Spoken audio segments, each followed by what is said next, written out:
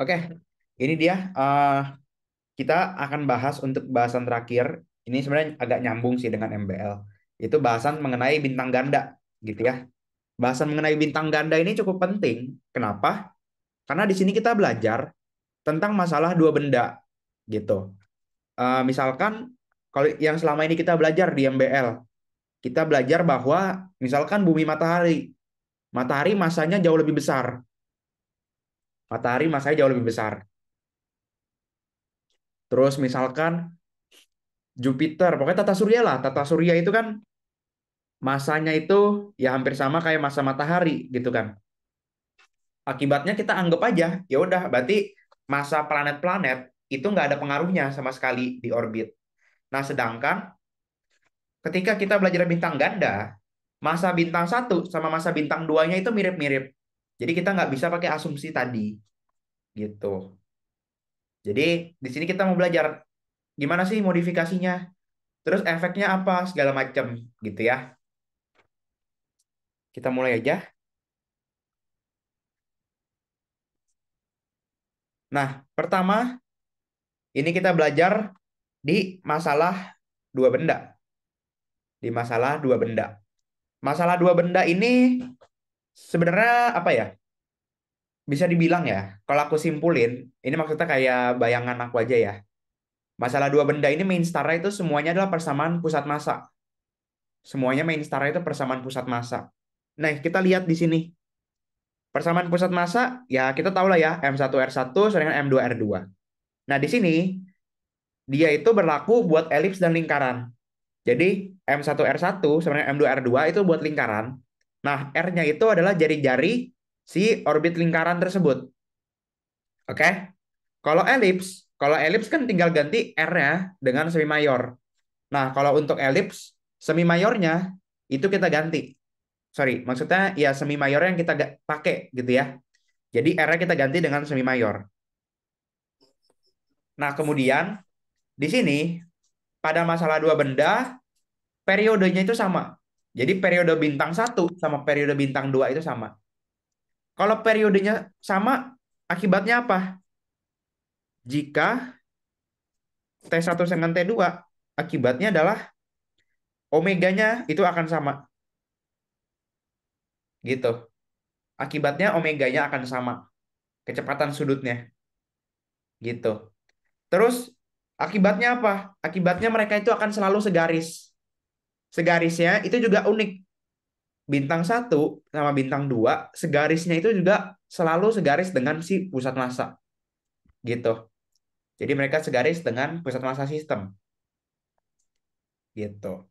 Kemudian di sini kalau kita lihat pada masalah dua benda ini juga ditulisnya di sini eksentrisitasnya sama, F-nya sama, F-nya itu anomali benar kemarin ya. Nah, terus di sini M besar itu adalah massa sistem. Massa sistem adalah penjumlahan dari massa bintang pertama dengan massa bintang kedua. R sistem, pokoknya di sini kalau udah ada R-nya, udah ada A-nya, yang udah nggak ada tanda satu, tanda dua, itu tuh artinya udah sistem. Ini tuh aku tulis ya,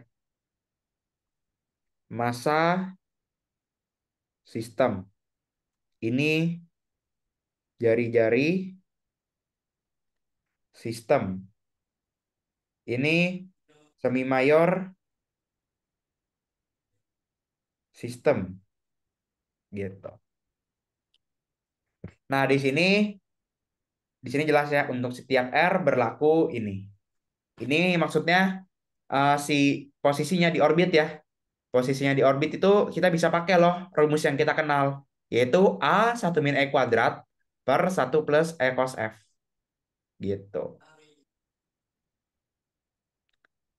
Sampai sini ada yang mau ditanyain? Untuk yang perkenalannya dulu lah ya, istilah kata.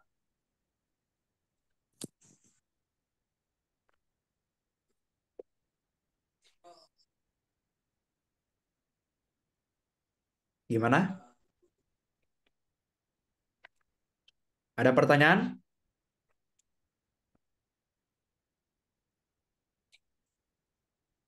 Nggak ada? Oke, kalau nggak ada, Apakah jarak antar dua bintang bisa disebut sebagai semi mayornya? Iya, bisa.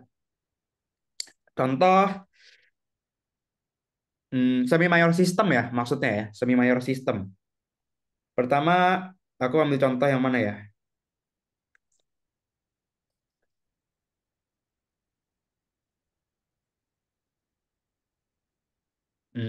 Sebentar.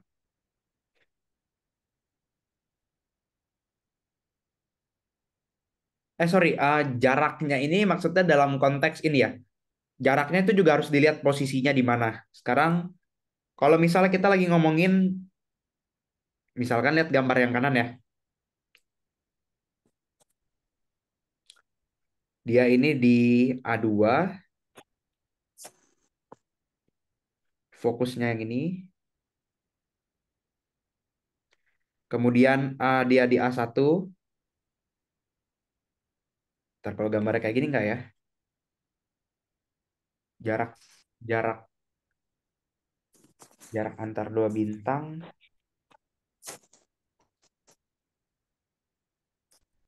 Oh, sorry, sorry, sorry. Jarak di sini tadi konekinnya ke semi mayor ya. Eh, Sebentar aku mikir dulu ya.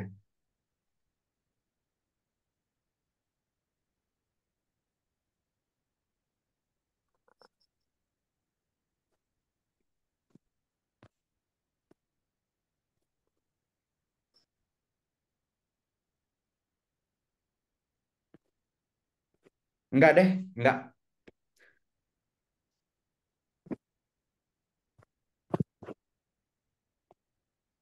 enggak. Sekarang coba kita lihat gambar ini ya. Sekarang coba kita lihat gambar ini. Kalau kita lihat, misalkan C2. C2 itu kan berarti orbit yang ini ya. C2, benda 2 itu orbit yang ini. Misalkan dia lagi di C2, kemudian kalau dia lagi di C2, maka benda si lawannya, si lawannya itu akan ada di posisi,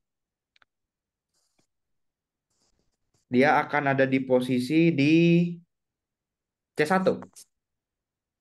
Dia akan ada di posisi C1. Nah, kalau misalnya jarak antar dua bintang disebut semi mayornya, sekarang maka dia ini kan segaris nih. Dia ini segaris. Nah, kalau misalnya dia ada di sini, dia ada di sini, maka lawannya itu harus ada di sini kan. Nah, sedangkan kalau kayak gini, kalau apa ya, jarak antar dua bendanya kan berarti yang ini dan ini ya. Nah, ini kan jelas ya, ini bukan semi mayornya, gitu kan. Ini bukan semi mayornya, gitu. Kalau misalnya yang dimaksud adalah di orbit lingkaran, jarak dua benda itu adalah si jari-jari sistemnya. Atau mungkin kalau kayak gini bingung ya. Sekarang kita coba gambar yang baru deh. Aku juga lebih demen kalau pakai gambar baru deh. Misalkan kayak begini, ada dua benda gitu ya.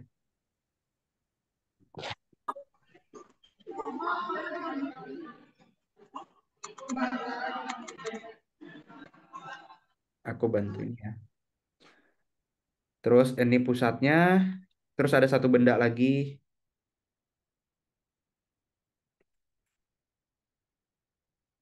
Misalkan dia lebih kecil deh.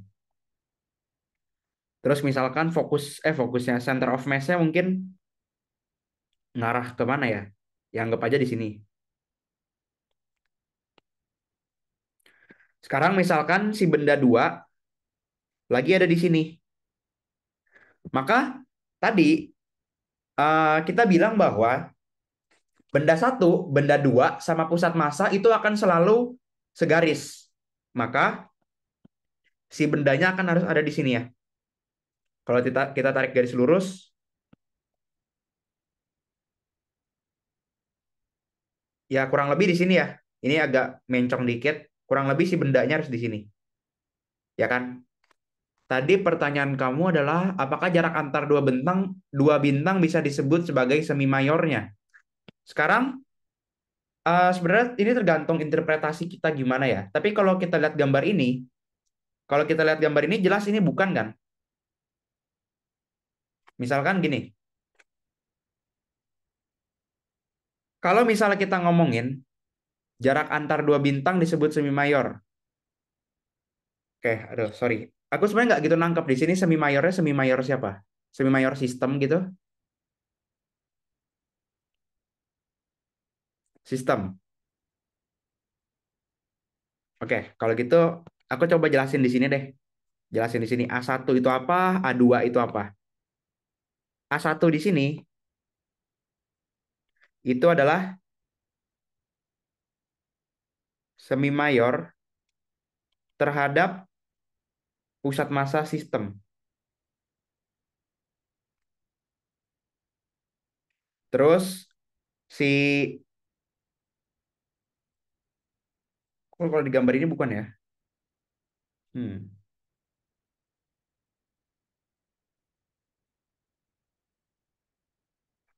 sorry. Aku ulang.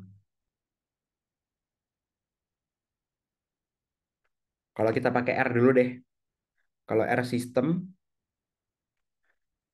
R1 tambah R2. R1 ini adalah jarak bintang satu ke pusat massa sistem.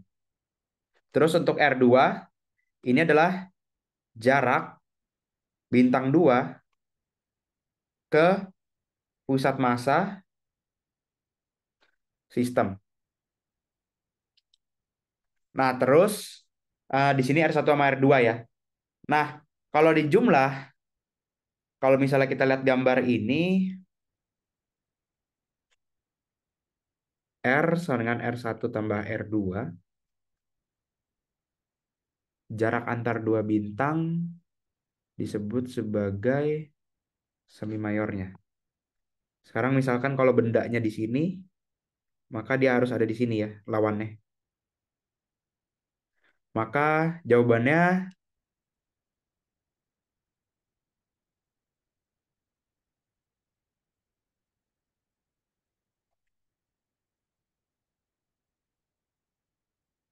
enggak ya.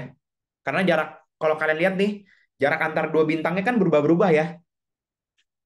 Ya enggak? Jarak antar dua bintangnya berubah-berubah. Terus tadi ini ada yang bilang jarak antara, berarti jarak di antara dua bintangnya konstan enggak? Enggak. Ini kalau kalian lihat, misalkan ini kondisi satu, ini kondisi satu, terus ada kondisi dua yang ini. Kelihatan ya, jarak antar dua bintangnya berubah kan?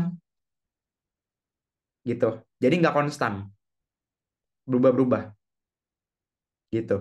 Di sini R1 sama R2 itu yang ngedefine adalah jarak di jarak si bintang ke pusat masanya. Nah, karena ini karena dia ini adalah orbit lingkaran gitu ya. Karena dia ini adalah orbit lingkaran, maka kalau misalnya R1 itu ya sama-sama aja gitu kan. R1 ya sama-sama aja gitu. Gitu juga untuk R2 karena orbitnya lingkaran. Nah, sekarang kalau untuk yang di A1 dan A2, nah A1 itu kita itu lihat ke pusat masing-masing elips ya. Jadi misalkan untuk yang gambar satu itu pusat elipsnya di sini kan. Ya udah A1 berarti dari sini ke sini. Terus A2 itu ya dari sini ke sini gitu. Tapi kalau kita ngomongin sistem, misalkan kita pakai A1 A sama dengan A1 tambah A2. Itu tuh kita udah ngomongin kalau misalnya dua benda ini aku jadiin satu, maka semi mayor akan jadi berapa? Kayak begitu. Idenya begitu. Pokoknya kalau sistem itu idenya adalah kita ngerubah dari masalah dua benda jadi satu benda gitu. Ada yang mau tanya lagi ya tentang tadi? Ada yang mau ditanggapin? Misalkan masih bingung di sini, biar aku ulang. Kalau ngitung pakai diameter sudut gitu, Kak, dia ngamat dua benda. Nah, jarak antar kedua bendanya itu semi mayor bukan, Kak? Tergantung, tergantung ya. Ini aku bilang tergantung. Kalau misalnya diameter sudut dari si benda, dia itu kan tergantung dia posisinya di mana kan? Dia itu tergantung posisinya di mana. Kalau misalnya kamu ngomongin di sini semi mayor sistem, itu enggak ya. Karena contoh aja, kita lihat gambar ini. Jarak antar dua bendanya itu kan nggak sama dengan semi mayor system. Gitu.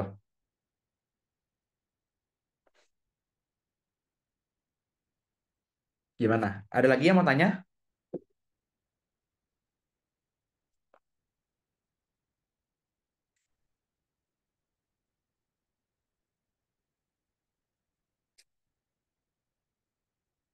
Gimana?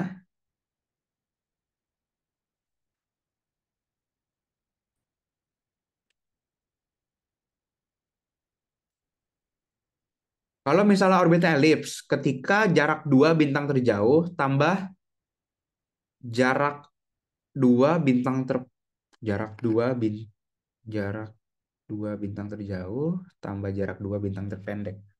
Lalu bagi dua. Iya, semi mayor bintang dua, tapi ya. Ini maksudnya bintang dua kan? Atau kedua bintang?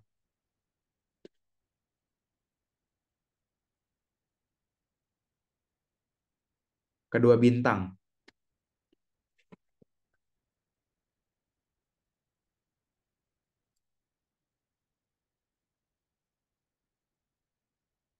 Bentar, aku coba mikir dulu ya.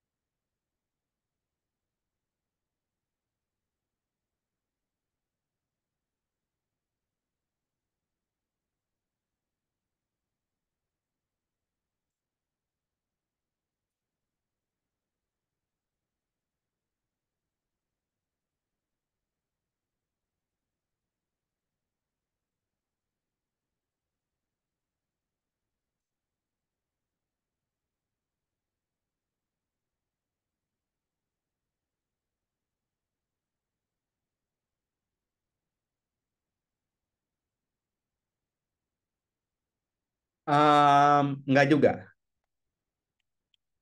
Nggak juga. Ini kalau kamu lihat di gambar ini ya, misalkan ya kita anggap aja ini lingkaran, nggak apa-apa lah ya, sama-sama aja. Untuk elips ya tinggal dirubah aja gitu kan.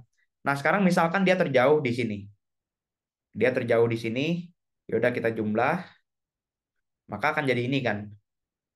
Terus untuk terdekat dari sini ke sini, nah ini tuh kayak kita ngejumlahin dua hal yang sama, ngerti nggak? Jadi ini tuh kejumlah dua kali nih yang ini, gitu kan? Ini, terus dari sini ke sini, gitu. Jadi ini kita ngejumlah dua kali nih, gitu. Jadi enggak ya, nggak bisa. Oke, ada lagi yang mau tanya? Oke, bagus-bagus nih pertanyaannya nih. Ada lagi yang mau tanya?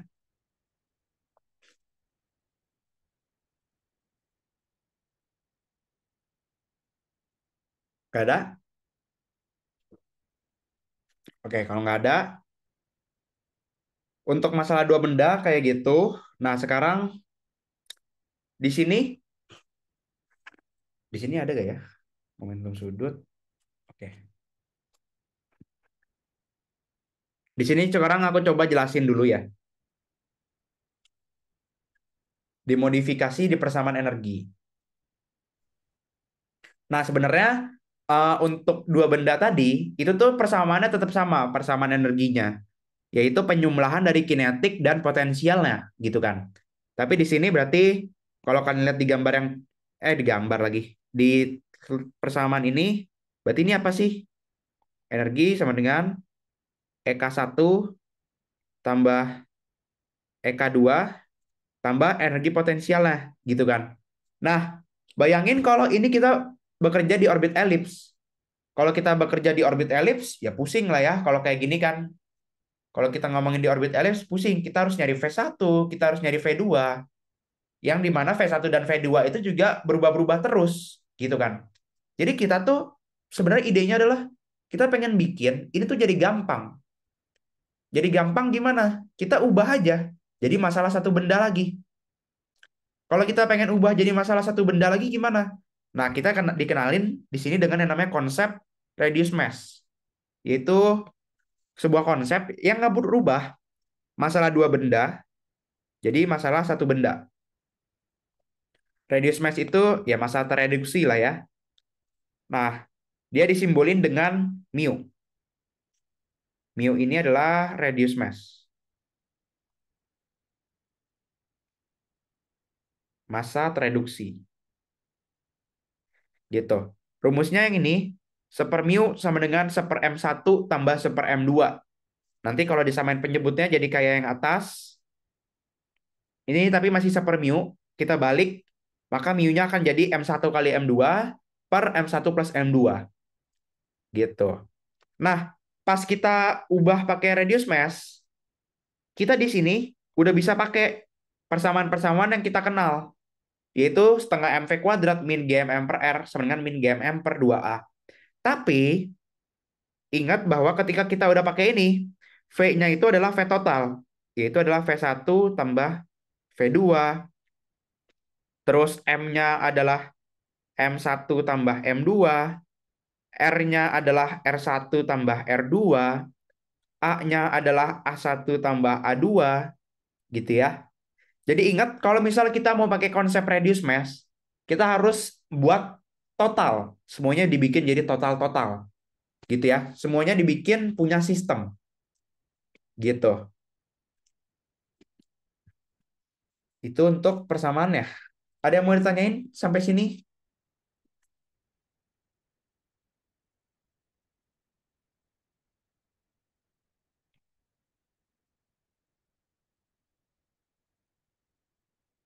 Gimana?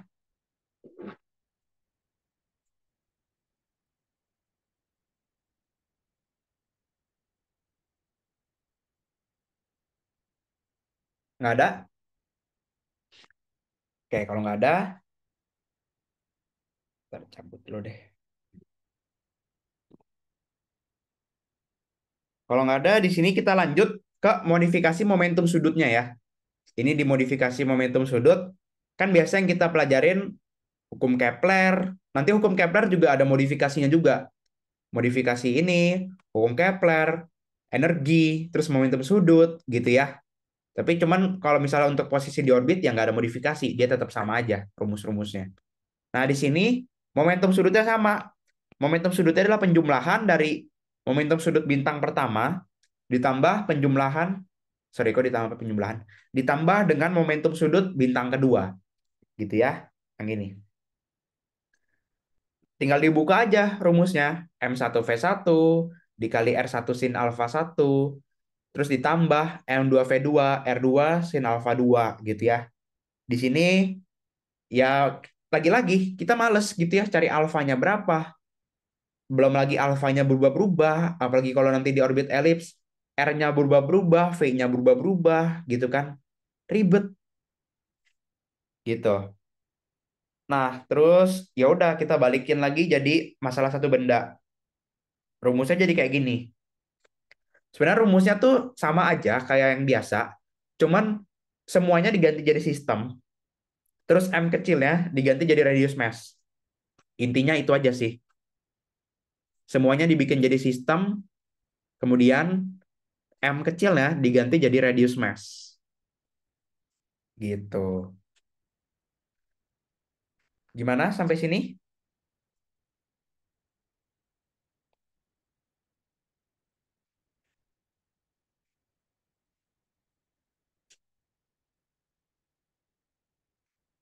Ada yang mau ditanyain sampai sini?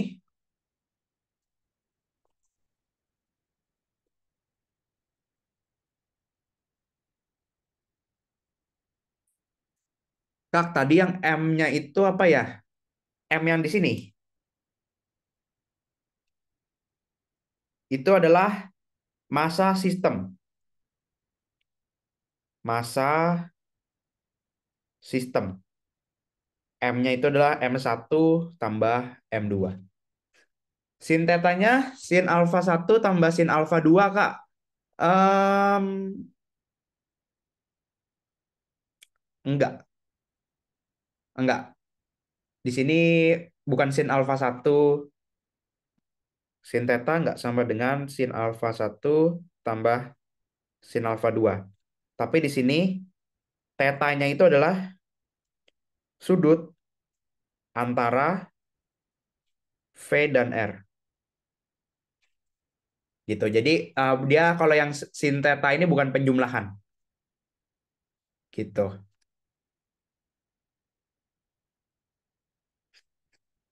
Oke, ada lagi yang mau tanya?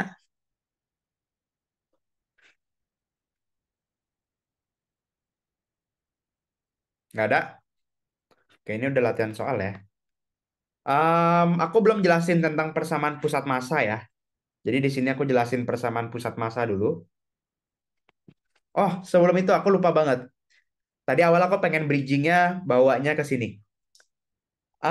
Gini. Jadi dulu waktu aku masih pertama banget belajar gitu ya, masih apa ya istilah kata, masih kayak kalian lah ya gitu ya, masih berjuang. Dulu aku suka kebalik-balik antara binary star sama double star. Ada yang tahu nggak bedanya binary star sama double star? Bintang ganda dan double star apa bahasa Indonesianya? Bintang apa ya kayak bintang couple gitu ya, tapi nggak teri, yang nggak kayak bintang ganda gitu. Ada yang tahu nggak apa yang bikin beda antara binary star sama bintang ganda? Binary star, double star, double star dengan bintang ganda yang bikin beda apa?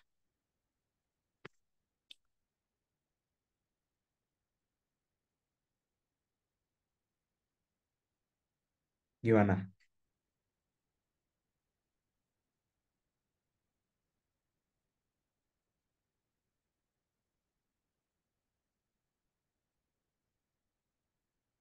Ada yang tahu? Yang bikin beda bintang ganda mengorbit pusat massa, kalau double star enggak. Pusat massa siapa? Kalau yang di bintang ganda,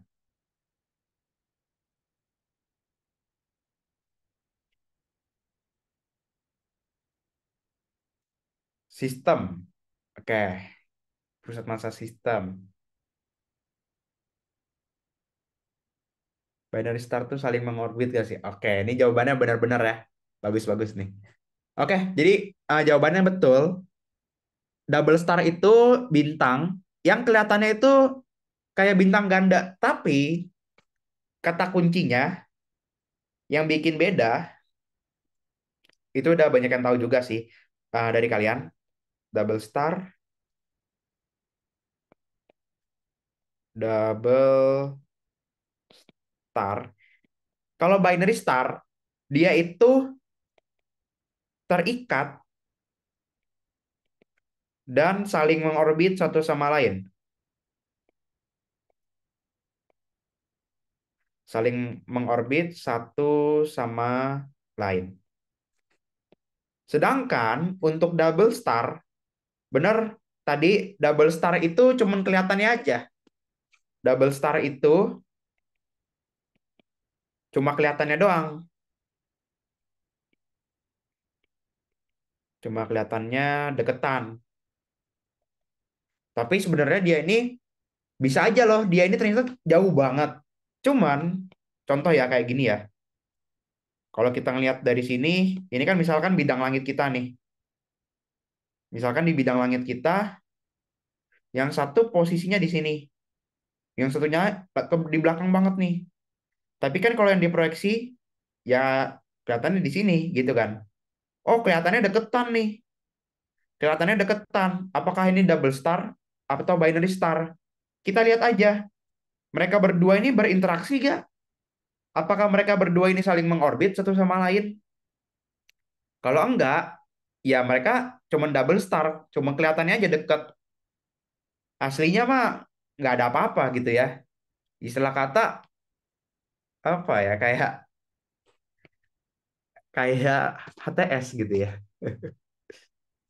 Kayak hubungan tanpa status. Kelihatannya doang deket, tapi sebenarnya nggak ada apa-apa gitu. Ada yang mau ditanyain untuk yang ini?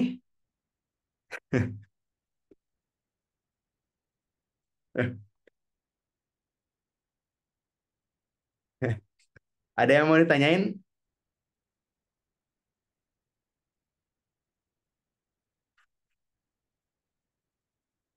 Nggak ada? Oke, kalau nggak ada, kita balik tadi ke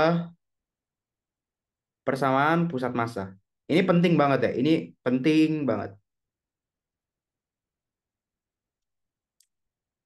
Persamaan pusat massa.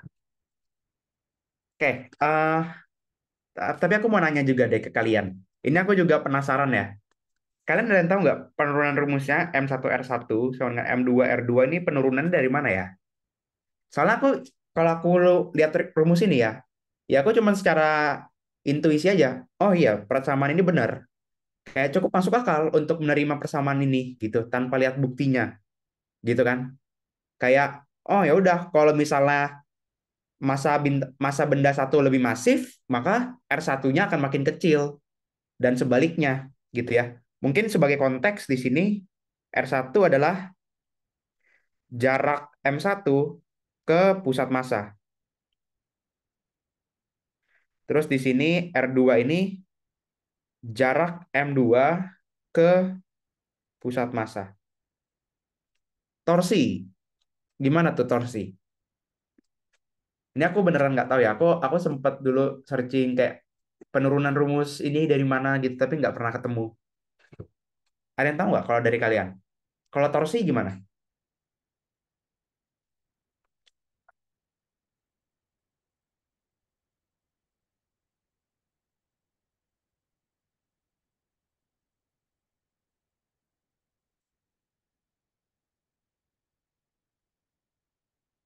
Titik acuan torsinya di pusat massa gitu, Kak. Titik acuan torsinya di pusat massa. Terus nanti jadi, oke, kayaknya aku kebayang deh. Misalkan kita punya batang ya, kayak gini. Gayanya pakai gaya berat gitu.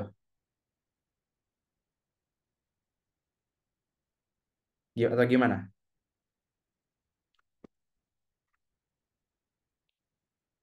Gayanya pakai gaya berat.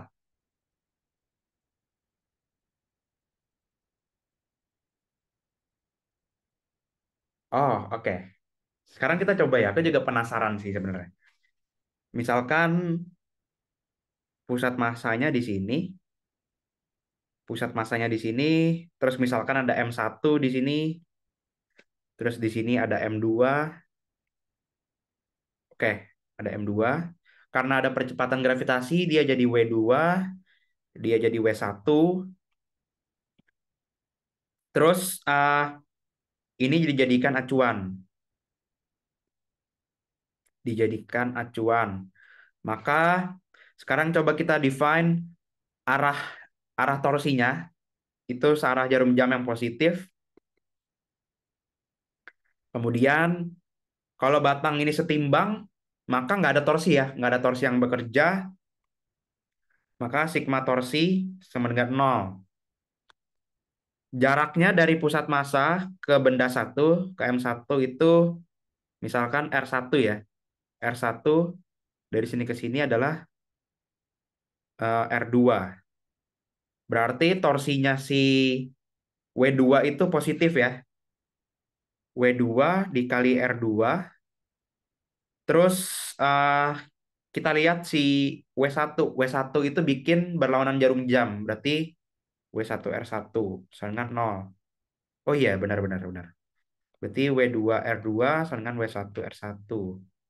Berarti G-nya dicoret, M2G R2 sama dengan M1G R1. Oh iya, oke. Oke, oke. Makasih. Akhirnya aku tahu turuninnya dari mana. Makasih loh informasi baru buat aku. Oke, kita balik ke yang penting tadi. Persamaan pusat massa ini sebenarnya akan memberitahu banyak hal gitu ya. Dia ini memberitahu banyak hal di sistem bintang ganda. Sebagai contoh, ini mungkin aku hapus.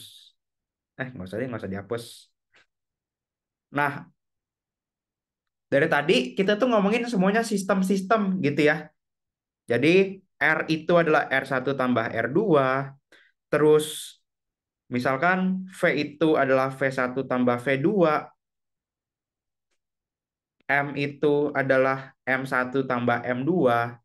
Nah, terus dari persamaan ini, dari M1 R1 sama dengan M2 R2. Nah, misalkan kita tahu M1-nya berapa, atau gini deh, kita tuh bisa modifikasi deh rumus ini. Kita bisa modifikasi segala macam. Tadi, masih ingat kan? Kalau di bintang ganda, periodenya sama. Kalau periodenya sama, maka boleh nggak aku kali kedua ruas dengan omega? Boleh ya. Aku kali omega, aku kali omega. Kemudian, di sini ada omega dikali R. Omega dikali R itu jadi apa?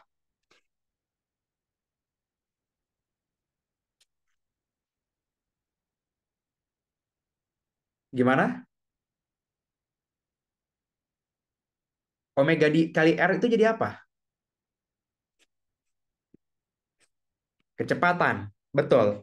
Maka di sini aku ganti ya. M1 terus ada omega R1. Berarti jadi V1 ya. MV1 sama dengan yang sebelah kanan omega R2 jadi V2. Maka akan jadi M2 V2 gitu. Nah, sekarang kita punya persamaan kecepatan gitu. Cuman dari persamaan pusat massa. Persamaan kecepatan di apa ya? Kecepatan pusat massa enggak sih? Gini aja lah, jadi persamaan kecepatan gitu ya. Nah, terus kita tuh juga bisa modifikasi. Misalkan aku di slide sebelah deh. Ah, M1R1 sama dengan M2R2. Kemudian mungkin kalian pernah dengar nggak rumusnya kayak gini. R1, oh ya, misal M1 lebih masif ya daripada M2. Maka menurut persamaan pusat massa, R1 akan lebih kecil ya daripada R2. Terus misalkan kalian mau cari R1 secara langsung rumusnya jadi apa? Rumusnya itu jadi eh, M1 per M1 tambah M2 dikali R. Kayak gini. Nah, sekarang kita mau cari tahu gimana sih? Oh, kebalik ya ini ya. R1-nya lebih kecil, maka M2-nya yang di atas. Sekarang kita mau cari tahu gimana sih cara kita tahu bahwa ini tuh benar gitu. Gimana cara kita tahunya? Sekarang tadi kita itu misalin R itu adalah R1 tambah R2 gitu ya. Ini sebagai R system. Kemudian berarti dari sini kita bisa bikin, kalau kita mau bikin R1 maka R2-nya kita ilangin ya. Berarti R2 sama dengan R min R1. Kita masukin ke persamaan ini. Berarti M1R1 sama dengan M2, R2-nya kita ganti. Jadi R min R1. Maka sekarang akan kita punya M1R1 sama dengan M2R min M2R1. Yang kita mau cari apa sih? Yang kita mau cari adalah R1. Maka kita kumpulin R1-nya sendiri. Maka sekarang kita pindahin si M2R1-nya ke kiri. Jadi M1R1 plus M2R1 sama dengan M2R. Di sini, di ruas kiri, dua-duanya punya R1. Maka kita bisa keluarin R1, M1 tambah M2 sama dengan M2R. Berarti R1-nya adalah M2 per M1 tambah M2 dikali R. Gitu. Ingat, ini juga berlaku, ini ekuivalen ya, ini ekuivalen dengan kalau misalnya kita mau pakai di orbit elips. Jadi A1 sama dengan M2 per M1 tambah M2 dikali A gitu. Jadi kita bisa pakai untuk di elips juga gitu. Paham nggak?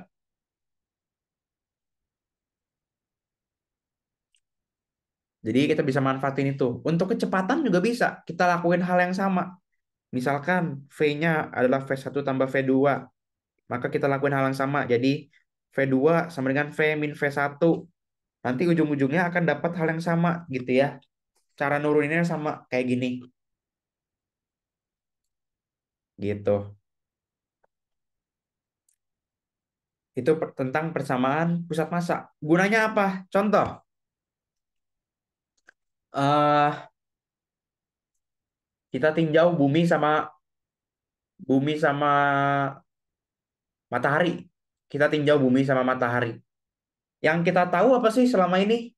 Oh, mataharinya diam, buminya muterin. Buminya muterin matahari. Itu kan yang biasa kita tahu. Mataharinya diem. Tapi sebenarnya diem itu tuh nggak mungkin ya, nggak mungkin terjadi ya. Jadi mataharinya diem. Itu sebenarnya enggak. Sebenarnya matahari itu juga mengorbit. Mengorbit siapa? Mengorbit pusat massa. Sekarang coba kita buktiin. Sekarang ada gaya di sini. Oh ya, di nomor satu.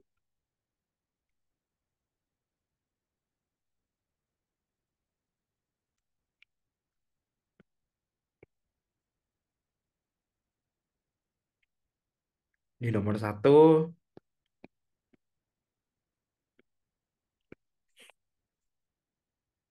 ini dia soalnya. Pada sistem tata surya, seringkali kita menganggap bahwa matahari adalah pusat tata surya yang terlihat diam, tidak berevolusi. Sekarang, coba nih kita tinjau sistem matahari Mars. Kita diminta buat cari posisi pusat massa antara matahari Mars relatif terhadap masing-masing objek dan juga kecepatan masing-masing objek mengorbit pusat massa. Kemudian dari perhitungan itu kita diminta buat jelasin kenapa sih kita selama ini nganggep matahari diem, gitu kan? Sekarang aku coba cari massa Mars dulu deh. Aku juga nggak hafal kalau massanya Mars. Massanya Mars adalah 6,39 kali 10 pangkat 23 kilogram. Ini massanya Mars. Massanya matahari itu adalah 1,989 kali 10 pangkat 30 kilogram. Nah, hitung posisi pusat massa masing-masing sistem gitu ya. Sekarang berarti kita define si massa matahari sebagai M1, massanya si Mars sebagai M2 ya, biar gampang aja sih. Jadi berlaku persamaan pusat massa, yaitu M1R1 sama dengan M2R2. Kayak begini. Misalkan kita mau nyari R1 dulu. Kalau misal kita langsung terobos tanpa tahu rumusnya tadi, bisa nggak? Sekarang coba kita lihat. R1 sama dengan M2, R2 per R1. Kita cuma tahu perbandingannya, gitu kan? Kita cuma tahu perbandingannya. Sekarang M2, M2-nya kita tahu, ini M1 ya, sorry. M1-nya kita tahu, M2-nya kita tahu, tapi R2-nya kita nggak tahu. Nah, caranya gimana? Berarti kita pakai cara yang tadi. Kita mau nyari R1. Berarti kita bikin R2-nya hilang ya, kalau kayak gitu. R2 berarti R min R1, maka M1 R1 sama dengan M2 R min R1. M1 R1 sama dengan M2 R min M2 R1. Kita pindahin R1-nya, kita kelompokin yang ada R1-nya sendiri, akan jadi R1 M1 tambah M2 sama dengan M2 dikali R. Maka dari sini kita punya R1 adalah M2 per M1 tambah M2 dikali R. R di sini apa? R di sini adalah jarak antara jarak Mars dengan matahari. R Mars itu sekitar 1,52 AU. Berarti di sini kita punya R1 sama dengan M2-nya, yaitu masanya si Mars. 6,39 kali 10 pangkat 23. Nah, ini sebenarnya kita bisa aproksimasi aja sih. Ini langsung dibagi sama masa matahari juga boleh gitu ya. Langsung aja lah ya, langsung bagi sama masa matahari aja juga nggak apa-apa sih. Karena perbandingannya jauh banget ya, 10 pangkat 7. Tapi buat belajar aku tulis aja deh. 1,989 kali 10 pangkat 30 tambah 6,39 kali 10 pangkat 23 dikali 1,52 AU. Kita ubah aja ya. Nanti R1-nya kan nanti dalam satuan AU. Kita langsung ubah ke meter.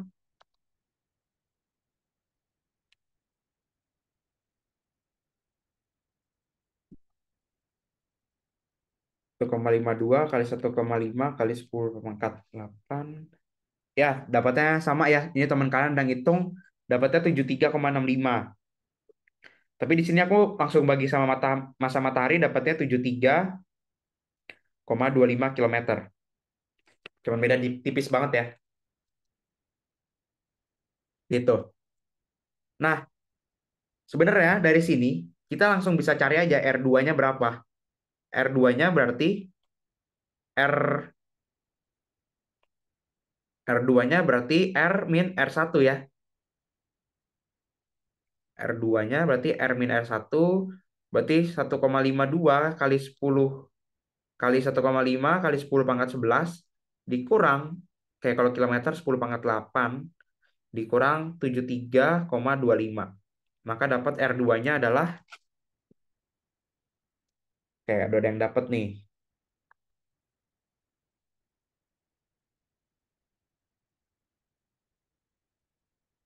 Aku dapatnya 2,28, benar? 2,28 kali 10 pangkat 8 kilometer. Kalau diubah ke AU, mungkin biar kebayang perbandingannya ya. Aku dapatnya ya sekitar 1,52 gitu ya. Sekitar 1,52 AU. Artinya apa? Perbandingannya kecil banget gitu ya. Perbandingannya kecil banget.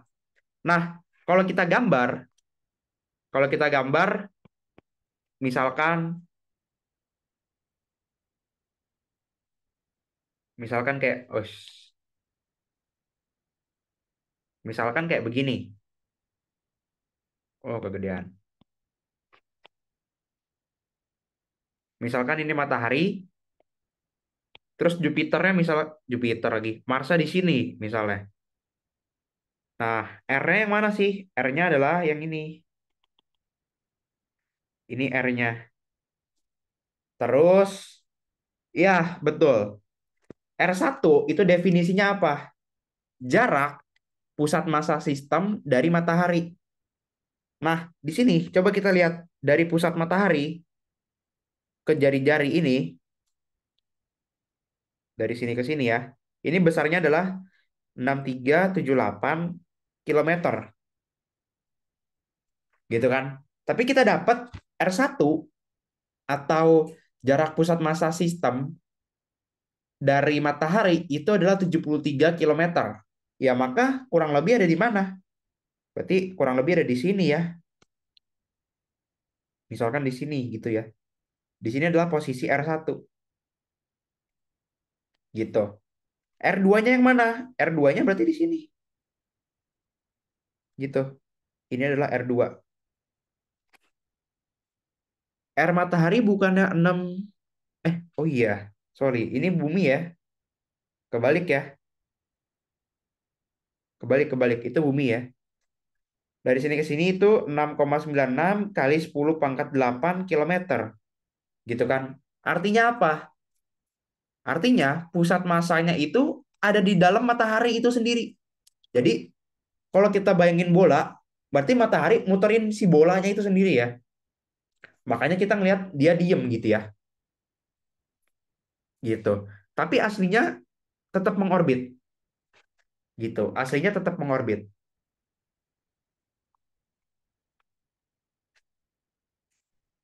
Nah, terus tadi ditanya kecepatannya. Ditanya kecepatannya, sebenarnya ini ada beberapa cara ya. Ada beberapa cara. Kalian bisa pakai persamaan pusat massa lagi, di mana kalau kalian turunin dengan cara yang sama, sekarang coba secara logika deh. Kira-kira lebih besar V1 apa V2? V1-nya itu si matahari, kecepatannya matahari. Akan lebih besar V1 atau V2? V2 ya, gitu kan? Akan lebih besar V2. Maka V1-nya rumusnya nanti akan jadi M2 per M1 plus M2 dikali V total. Gitu. Dikali V total. Kemudian untuk V2 itu akan jadi M1 per M1 plus M2 dikali V total juga.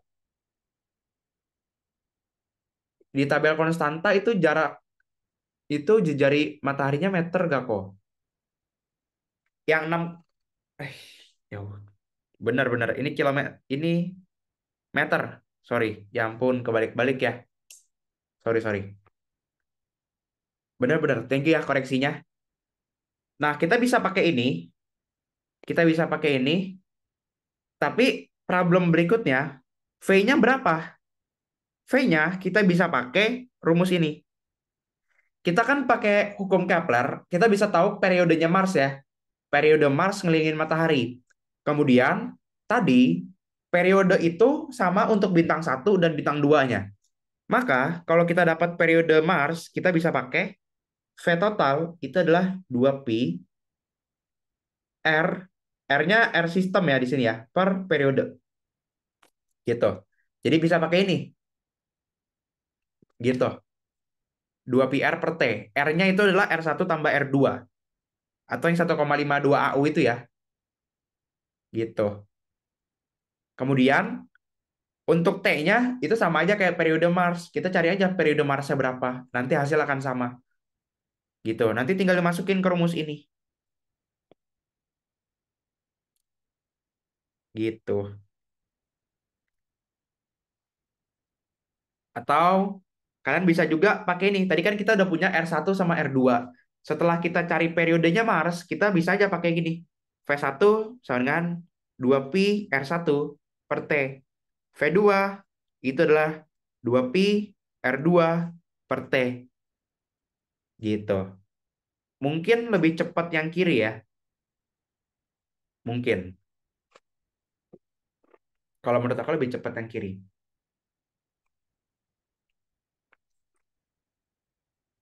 Oke, ini ada yang bantu hitung. Aku cari dulu deh periodenya Mars itu berapa ya? Dari hukum Kepler. Oke, di sini udah terlalu rame. Maka dari hukum Kepler 3, A pangkat 3 sama dengan T kuadrat. Maka T-nya Mars adalah 1,52 pangkat 3 per 2. 1,52 pangkat 3 per 2 dapatnya 1,87 tahun.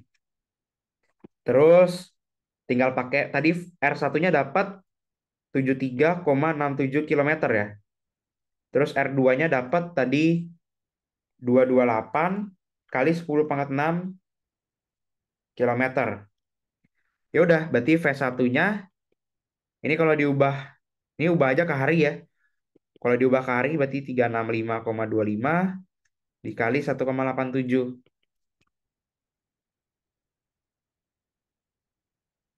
Dapatnya adalah 683,01 hari. Kalau dihitung V1-nya berarti 2pi dikali 73,67 per 683,01. Berapa ini dapatnya?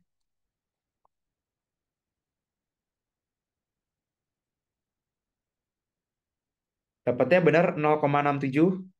Satuannya apa? Satuannya tadi kita pakai R-nya 73,67 ini kilometer. T-nya kita pakai hari. Berarti ini ada satuannya adalah kilometer per hari. Untuk V2-nya, untuk V2-nya berarti 2pi kali 228 kali 10 pangkat 6 per 683,01. Yaitu kayak ini ada yang dapat langsung aja ya, 2,09 kali 10 pangkat 6 kilometer per hari. Ini hasilnya akan mirip kalau kita pakai V susunan akar GM per R ya. V-nya Mars, ini adalah akar G M matahari per R-nya Mars. Coba deh kita bandingin ya. Kalau kita bandingin 667 10 min 11, R-nya Mars itu 1,52 U. Kalau aku pakai akar GM per R, aku akan dapat dia ini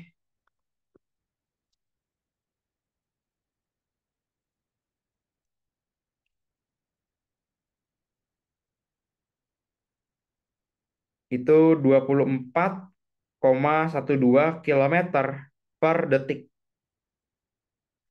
Kalau yang ini, kalau yang diubah 2,09 kali 10 pangkat 6 kilometer per hari, ini kalau diubah ke detik, kilometer per detik, berarti satu hari itu, berarti dibagi ini ya, berarti 2,09 kali 10 pangkat 6 dibagi, satu hari ada 3.600 detik dikali 24. Berarti dapatnya adalah 24,19 kilometer per detik. Dapatnya kurang lebih sama ya, gitu. Gitu deh untuk yang ini. Ada yang mau ditanyain?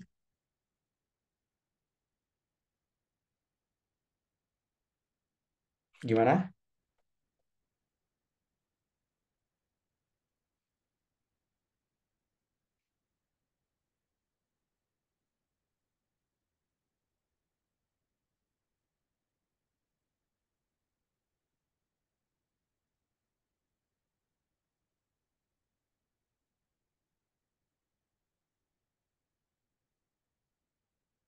Ada yang mau ditanyain?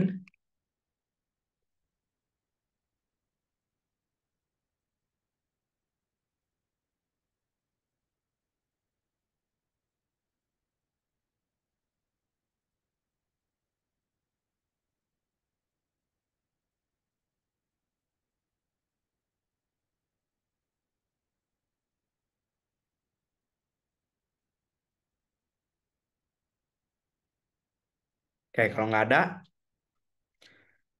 eh kalau yang nomor 2 kayaknya soalnya mirip gak sih sama yang soal latihan? Aku jadi lupa deh. Kayaknya sama ya? Sama nggak sih? Bentar aku buka deh.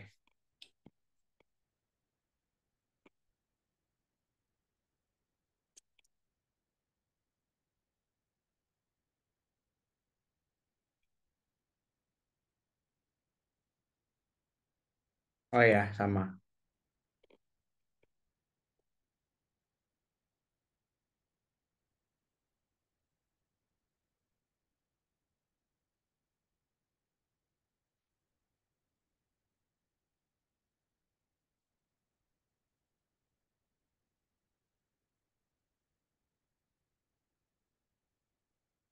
Hmm, kalau gitu untuk soal yang ini kita ganti angka aja deh ya. Kita ganti angka, misalkan ini angka random aja. Ini jadi 15 parsec, ini jadi em, 10 parsec, 10 detik busur, ini jadi 2 detik busur. Kemudian periodenya kita ganti juga, misalkan jadi 80 lah ya. Ini angkanya random aja. Terus A1-nya misalkan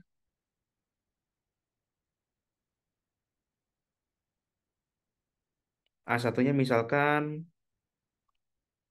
5 detik busur.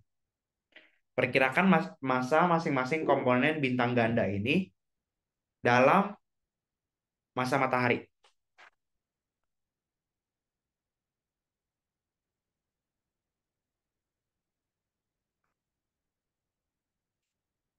Oke, kita pindah dulu.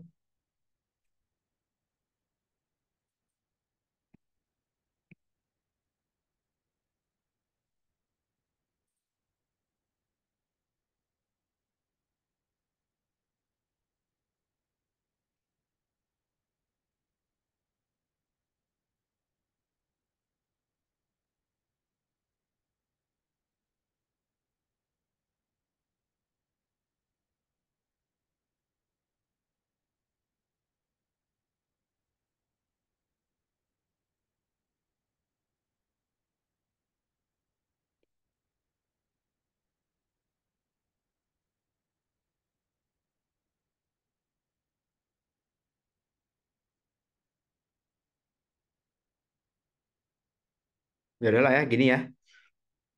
Nah, sekarang eh,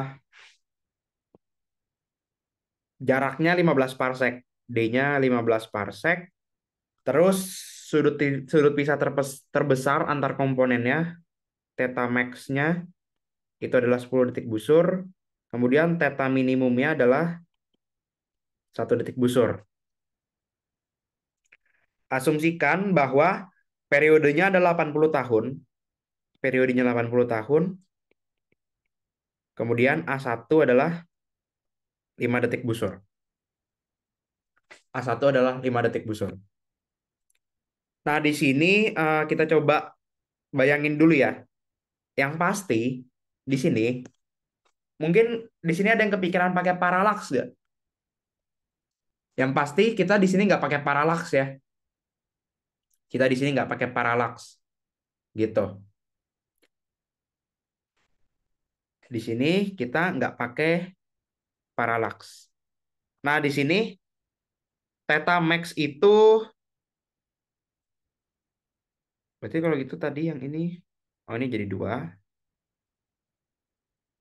Di sini idenya adalah kita ubah si theta max ini, si theta min ini itu jadi jarak gitu ya. Kita ubahnya setelah kita dikasih tahu D-nya ini berapa gitu kan. Nah, sekarang kita coba bayangin. Sekarang kita coba bayangin.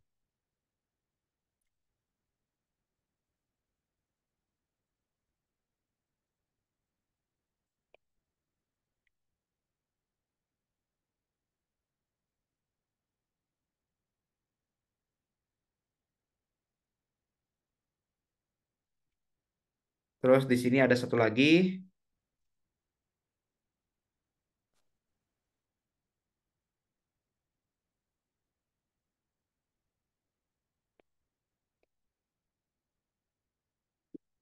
Di sini fokusnya misalkan di sini.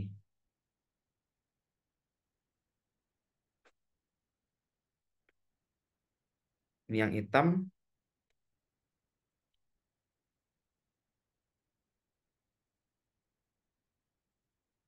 Terus yang biru di sini.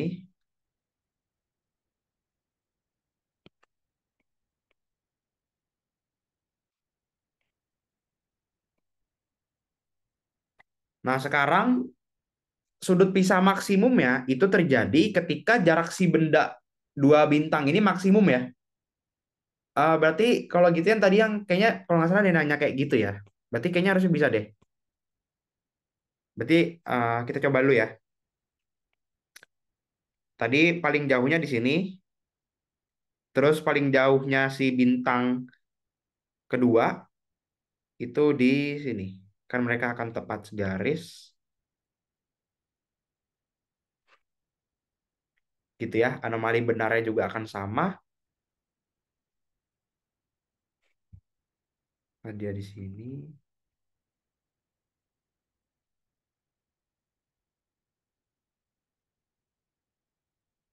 Bentar. Jadi ada aneh nih.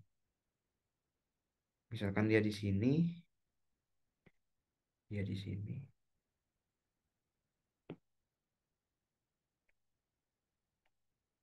nggak usah deh, nggak usah pakai gambar ini kita. Kita langsung aja bahwa dari sini theta max itu berarti kan jarak pisah maksimum ya. Kalau jarak pisahnya maksimum, maka mereka itu harus apa sih? Kalau jarak jarak pisahnya mau maksimum, sesuatu dibagi dengan jarak. Kalau dia mau maksimum, maka atasnya juga harus maksimum. Maka di sini adalah A maksimum dibagi dengan D. Dari sini berarti A max-nya itu adalah theta max dikali dengan D. Maka A max-nya adalah 10 detik busur dikali dengan 15. Berarti A max-nya itu adalah 150. Satuannya ini berarti AU ya. Satuannya ini AU, parsek dikali detik busur gitu ya. Satuannya AU. Kemudian dari theta min sebenarnya adalah A minnya dibagi D. Berarti dari sini kita punya A minnya sama dengan theta min dikali D. Oke, aku revisi ya. Tadi kan aku ngomongnya nggak bisa ya. Ke siapa ya tadi ya? Tadi ada yang nanya ya. Yang di sini,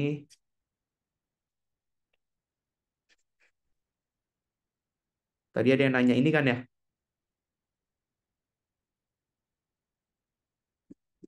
Buat tadi yang nanya ini, aku revisi ya. Jadi bisa. Oke. Berarti A minnya sama dengan 2 detik busur dikali 15. Berarti ini adalah 30 ya. 30 AU.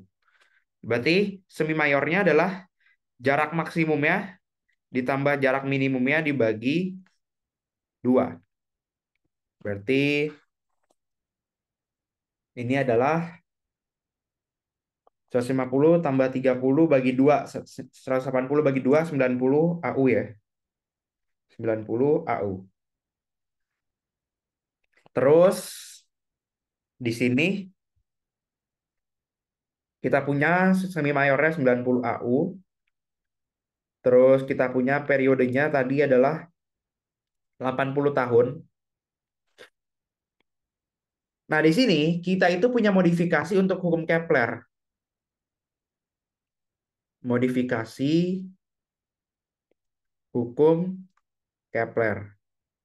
Yaitu kita sekarang punya A pangkat 3 per T kuadrat sama dengan M1 tambah M2. Kalau biasa kan cuma M doang ya. Kalau biasa cuma M doang. Tapi di sini M1 plus M2. Karena masa kedua bintang itu mirip-mirip. Gitu. Berarti dari sini kita dapat M1 plus M2 itu adalah 90 pangkat 3 per 80 kuadrat. Berarti dapatnya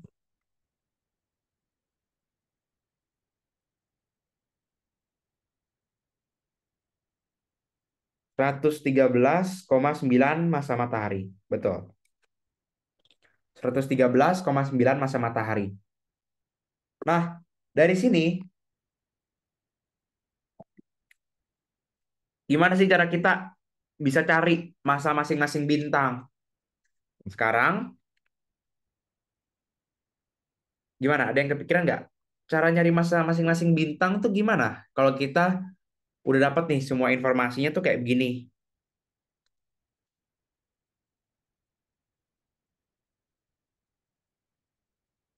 Gimana? Ada yang kepikiran?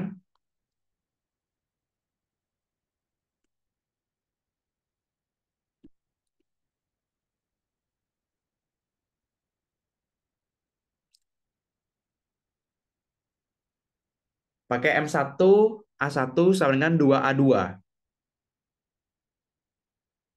Eh,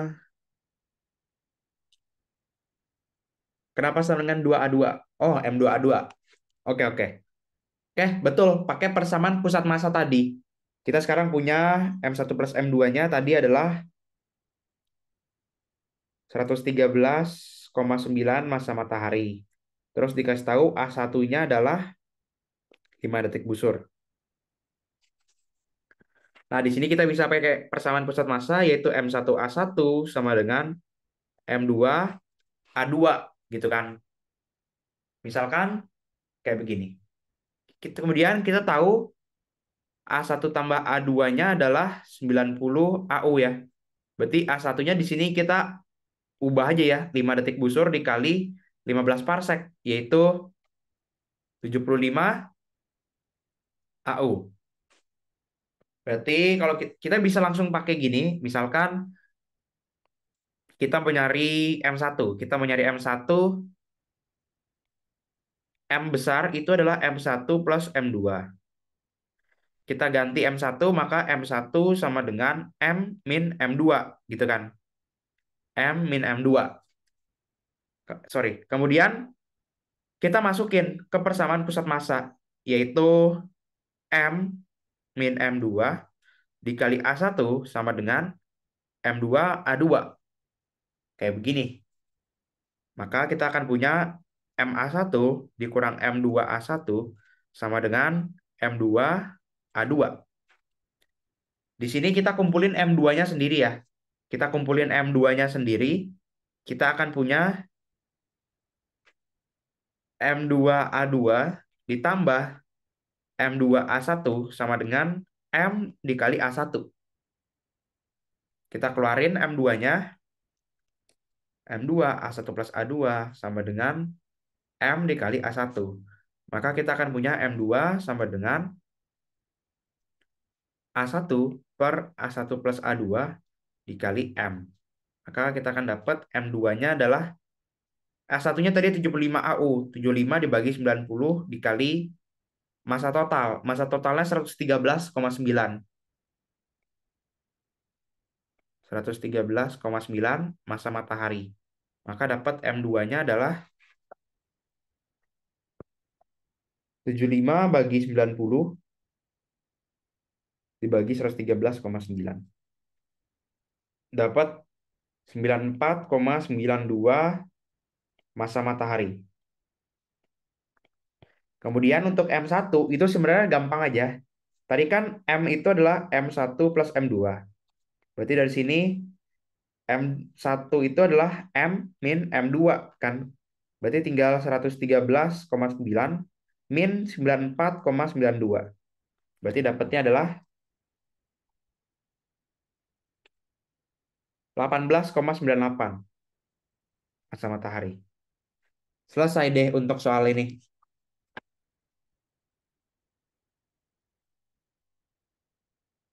Gitu. Ada yang mau tanyain untuk ini? Ya dapatnya sama ya, 94,9.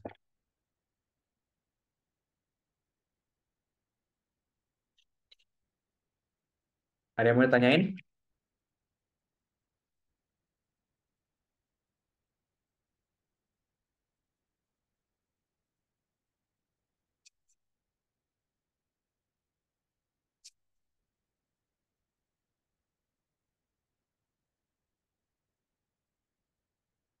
Ya nomor satu, tadi kita menganggap matahari diam karena F1 hampir sama dengan F2. Enggak, bukan begitu. Tadi di mana ya? Kenapa kita nganggap mataharinya diam? Karena si pusat massa sistem itu ada di dalam matahari, gitu ya. Si pusat massa sistem di sini itu kan besarnya adalah 73,25 km. Sedangkan jari-jari matahari aja 6,96 kali 10 pangkat 8 meter. Perbandingannya jauh ya, gitu kan. Jadi si pusat massanya itu ada di dalam matahari,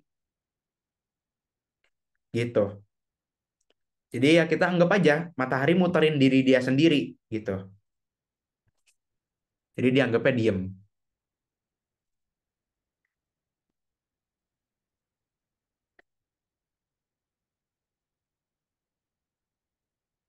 Ada lagi yang mau tanya?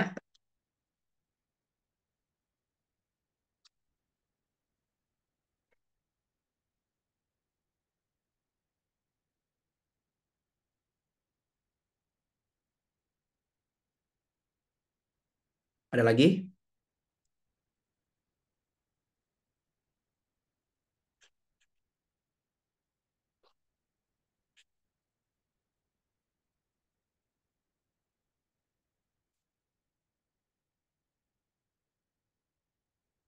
Oke, kalau nggak ada, kita lanjutin ya. Kita lanjutin bintang ganda.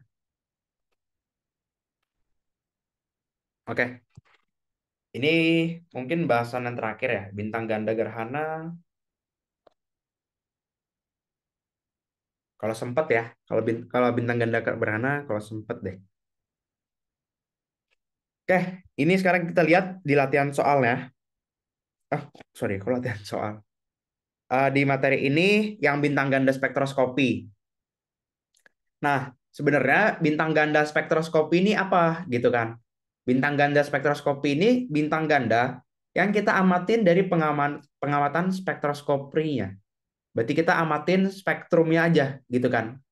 Kita ngamatin dari spektrumnya, kita cari informasinya. Misalkan si bintang ganda ini yang satu red shift, yang satu blue shift. Oh, kita bisa tahu nih, misalkan informasinya gimana, gimana gitu. Nah, kemudian yang di sini yang bisa diamatin itu cuman bisa kecepatan radialnya doang. Oke? Yang teramatin tuh cuman kecepatan radialnya doang. Jadi kita sebenarnya nggak bisa tahu dia tuh misalnya kecepatan aslinya tuh berapa gitu. Kenapa? Karena kalau kalian lihat rumus ini, K sama dengan V sin I. K ini apa? K ini adalah kecepatan radial teramati. Nah, mungkin sekarang kalau kalian bingung gitu ya, loh, kok tadi aku bilang kita susah nyari kecepatan aslinya? Ya kan tinggal, berarti kalau dari rumus ini, V sama dengan K per sin I. Gitu kan? Kok susah? Sekarang kenapa susah? Karena sebenarnya si inklinasi itu apa ya, bisa dibilang tuh kayak hampir mustahil kita dapat ya. Hampir mustahil diketahui saat pengamatan. Nah, kira-kira ada yang tahu nggak kenapa inklinasinya tuh susah diketahui?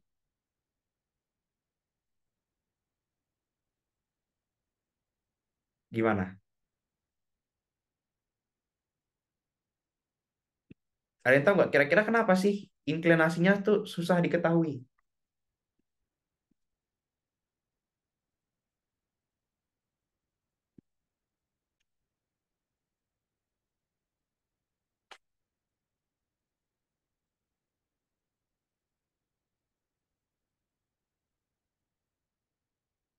Gimana? Bintang kecil, Kak, setitik. Beda tempat bakal beda inklinasi nggak sih? Hmm, karena hampir segaris sama mata pengamat. Bintang kecil, Kak, setitik. Beda tempat pengamatan bakal beda inklinasi gak sih?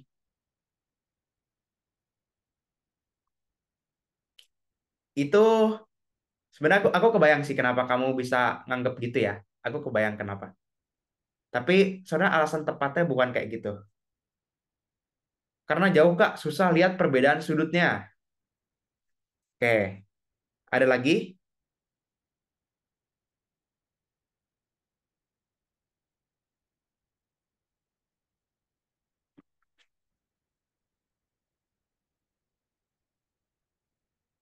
Gimana? Seeing. Kayaknya seeing itu nggak gitu ngaruh gak sih? Kayak beda konteks gitu. Kalau seeing kan akibat turbulensi atmosfer ya. Oke, kita bahas aja biar cepet lah ya. Sekarang gini, kalau karena proper motionnya, Kak, ah proper motion itu kan ini ya, dia itu yang bikin koordinatnya berubah ya. Aku kurang yakin sih kalau alasannya karena proper motion.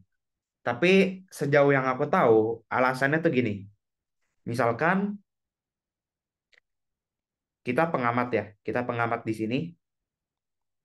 Nah, kita sebagai pengamat, yang kita lihat tuh apa sih? Yang kita lihat adalah yang terproyeksi di bidang langit. Benar nggak? Yang kita lihat adalah yang terproyeksi di bidang langit. Gitu kan? Nah, sekarang kira-kira gambarnya gimana sih? Kira-kira misalkan kita sekarang anggap, atau aku contohin ya, aku contohin. Misalkan gini deh, misalkan ini tab aku adalah bidang langit. Oh sorry, gerak-gerak ya, aku matiin dulu. Misalkan ini adalah bidang langit. Yang bisa aku lihat adalah, aku matiin share screen-nya dulu ya. Nah, sekarang coba kalian lihat di sini, spotlight. Oke, misalkan ini bidang langit, ini bidang langit. Yang aku lihat adalah yang ngarah ke aku doang kan. Yang bisa aku lihat yang terproyeksi di sini kan. Nah, sekarang gimana kalau aku miringin? Nih, ini mungkin kalau di kalian baru nih. Sekarang aku miringin. Kalau aku miringin, misalkan aku ambil sebuah kertas deh. Aku ambil satu kertas sebentar.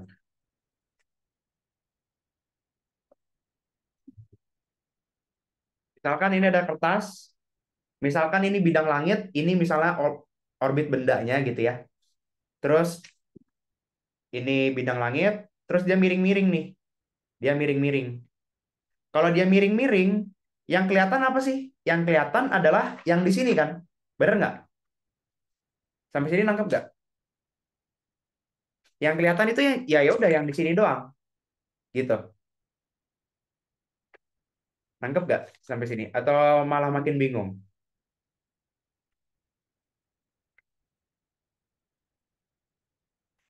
Gimana? Ini aku malu juga di spotlight ya. Gimana? Nangkep nggak maksudnya? Misalkan aku ulang sekali lagi ya. Misalkan ini uh, bidang orbit si bintangnya, bintang gandanya. Di sini, jauh di sini. Terus ini yang kertas HVS ini, itu adalah bidang langit yang aku lihat. Mau gimana pun bentuknya, mau dia miringnya begini, mau dia miringnya begini, mau dia jungkir balik, yang aku lihat tetap di sini kan? Benar enggak? Ya kan?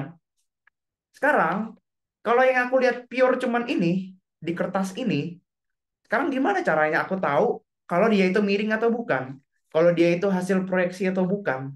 Kalau bahkan kita nggak bisa lihat dari poin yang lebih gede, dari point of view yang lebih gede. Yang kita bisa lihat, ya udah, cuman kita bisa lihat ininya doang.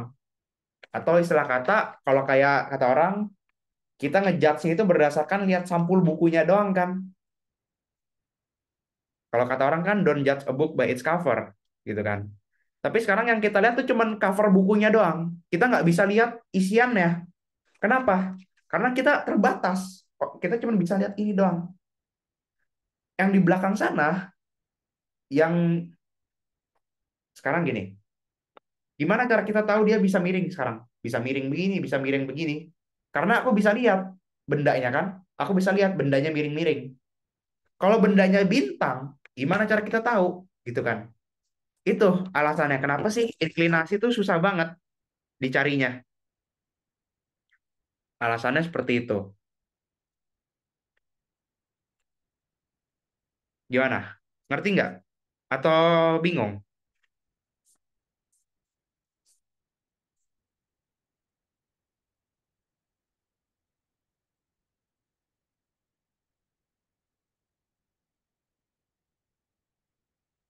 Gimana? Nangkep? Oke. Yang lain,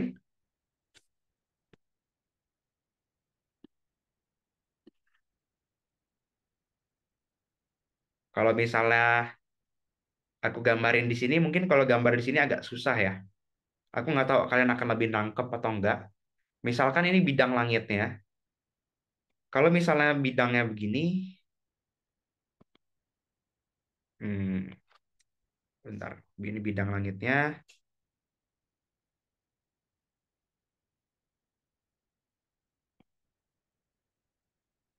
Wah, kacau nih, miring semua nih. Seni rupanya remedial ini. Gimana sih cara gambar gini? Oke, ini pokoknya gambarnya kita kayak ngeflip gitu ya, arah pandang kita ke sini. Misalkan ada miring nih, ada yang miring. Ini nembus ya ceritanya ya. Dia nembus begini berarti ada sudut ya di sini. Sudut di sini kan.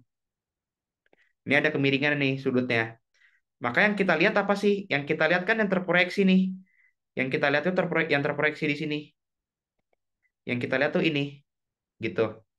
Jadi kita nggak lihat dia miring, tapi yang kita lihat tuh yang terproyeksi di bidang langit doang, gitu. Itu alasannya kenapa kita bisa bingung inklinasinya berapa. Karena kan kita nggak bisa lihat dari point of view yang lebih gede, gitu ya. Itu alasannya. Oke, lanjut ke sini. Untuk mass function mungkin ya diabaikan dulu aja nggak apa-apa lah ya. Untuk mass function kayak gitu. Terus kita coba sekarang belajar tentang cara baca kurva kecepatan radial. Cara baca kurva kecepatan radial. Sekarang kita misalkan kayak gini.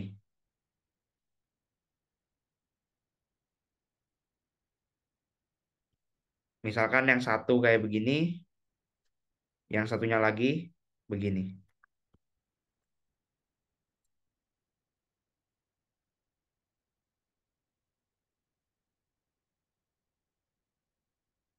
Oh ya, by the way, kurva kecepatan radial itu nggak harus sinusoidal ya.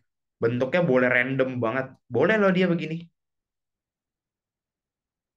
Boleh, boleh. Jadi kurva kecepatan radial tuh nggak selalu sinusoidal. Kalau ini kan kayak sinusoidal gitu ya. Ya anggap aja ini gambarnya rapih lah ya. Nah, sekarang dari kurva kecepatan radial, ini adalah misalkan untuk bintang 2, ini K2, ini adalah K1 gitu ya. Ini K2, ini K1. Nah, sekarang jika sekarang kalau kita lihat ini tuh kecepatan radial ya. Itu kan berubah-ubah ya. Kecepatannya radialnya itu berubah-ubah. Itu kan pure akibat si benda ini gerak. Tapi kan kalau menurut kita itu apa ya? Kalau kecepatan radial itu kan pure cuman kecepatan yang searah, searah sama arah pandang kita.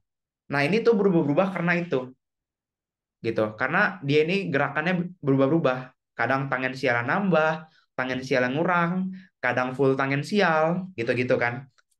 Nah, di sini dari informasi ini kita bisa tahu loh, bintang mana sih yang lebih masif. Nah, jika jangan pakai jika deh. Bintang dengan kecepatan radial K lebih besar,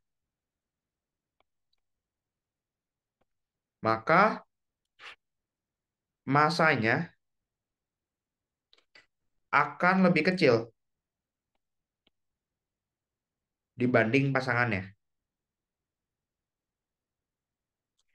Dibanding pasangannya. Sebaliknya, bintang dengan kurva kecepatan radial lebih landai,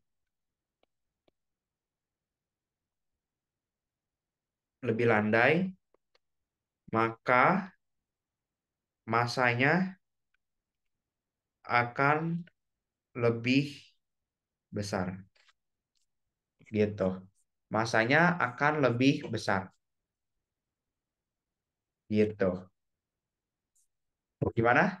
Sampai sini?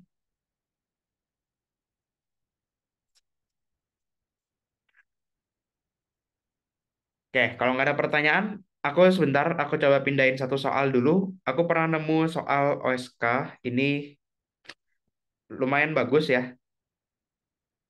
Lumayan bagus. Bentar.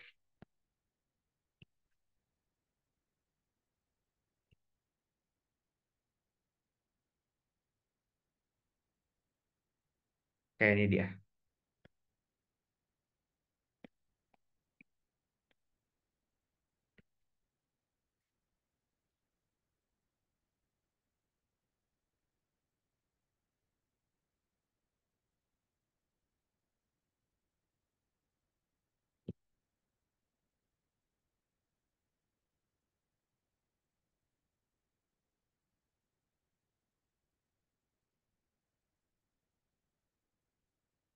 Ini dia soalnya.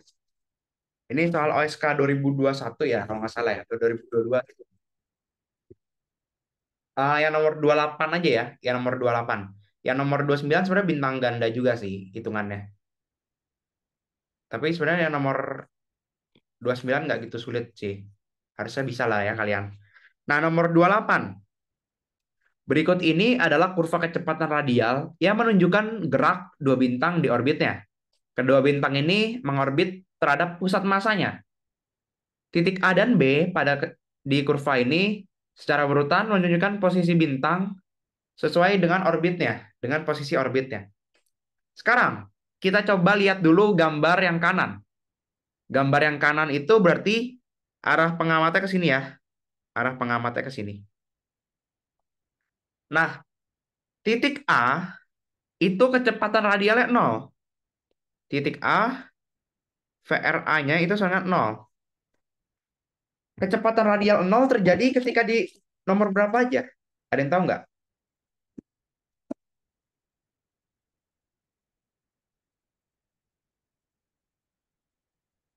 Kecepatan radial 0 itu terjadi di titik mana?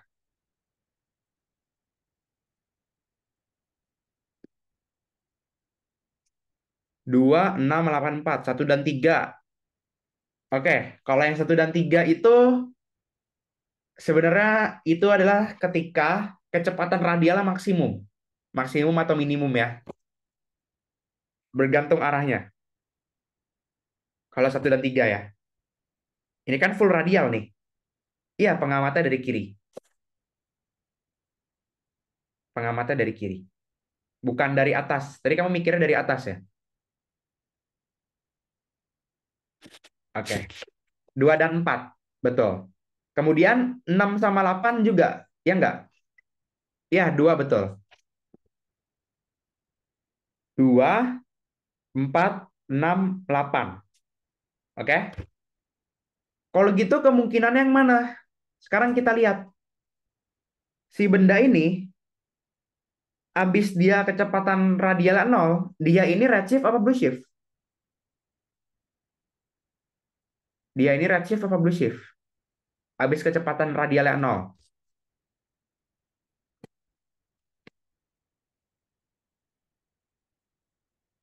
Gimana? Dia akan menjauh apa mendekat?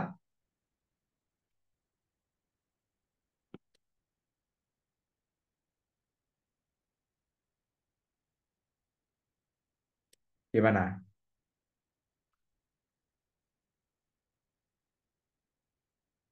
Ada yang tahu? Habis titik A, kecepatan radial 0, dia ini menjauh apa mendekat?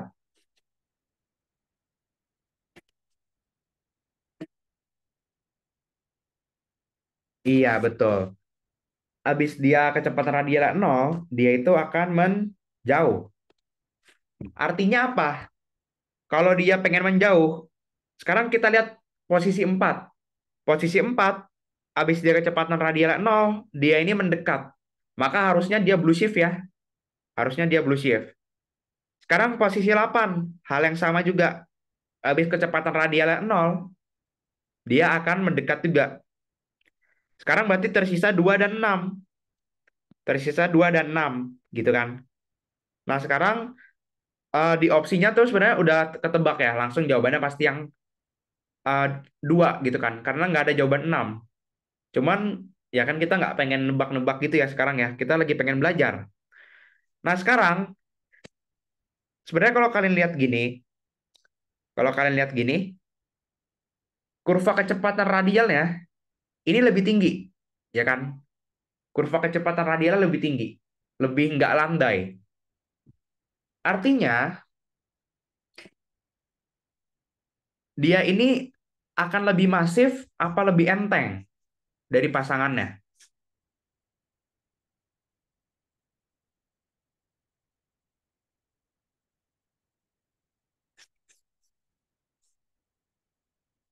Dia akan lebih enteng apa lebih berat?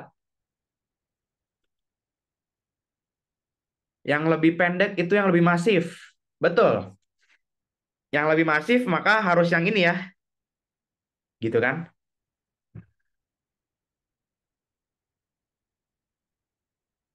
Yang ini harus yang lebih masif. Terus yang lebih masif yang lingkaran dalam apa yang lingkaran luar?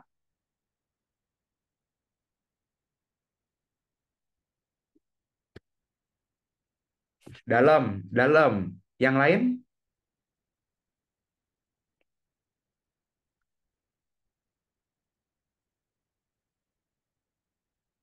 Yang lain setuju ya?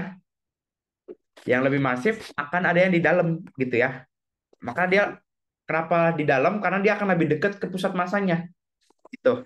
Nah, sekarang berarti ya kita sebenarnya udah tahu sih dia itu akan di posisi yang dua gitu. Pertama, dia kecepatan tangensialnya kecepatan radialnya nol, terus dia akan menjauh. Tapi tadi ada dua kemungkinan antara 2 atau 6. Oh, ternyata dia ini kurvanya itu lebih lebih tinggi gitu ya. Maka dia itu di orbit yang luar. Sekarang kita lihat posisi B. Posisi B itu kecepatan radialnya maksimum. Habis sorry, kok maksimum? Minimum. Minimum. Setelah minimum, dia itu akan mendekat. Minimum itu berarti ketika posisinya di sini ya. Ketika posisinya di sini. Ini kecepatan radialnya minimum. Kalau yang V2 ini, sorry yang di posisi 7, yang di posisi 7 itu harusnya itu ketika dia di sini. Karena dia menjauh. Nah, sekarang dia mendekat, maka dia pasti di posisi 5. Maka jawabannya yang mana nih? Jawabannya yang D. Betul. Jawabannya yang D. Paham nggak sampai sini?